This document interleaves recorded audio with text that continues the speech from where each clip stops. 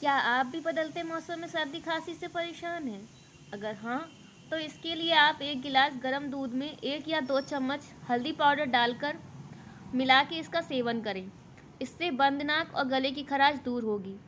इसके अलावा आप इलायची वाली चाय का इस्तेमाल भी कर सकते हैं या फिर 1 कप पानी में 2-3 इलायची डालकर उबाल लें और उसे छानकर शहद मिलाकर पी लें। इससे सर्दी खांसी की समस्या दूर होगी और आपकी इम्यूनिटी भी स्ट्रांग होगी। अगर आपको ये वीडियो पसंद आया तो इसे लाइक, शेयर और सब्सक्राइब कर दें।